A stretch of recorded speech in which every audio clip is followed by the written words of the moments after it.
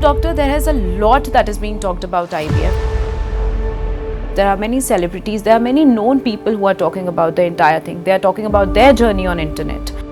See, IVF is not about advertisements or the success rates. Is IVF also an option if there is infertility problem in men? Yes, the problems for infertility is both partners.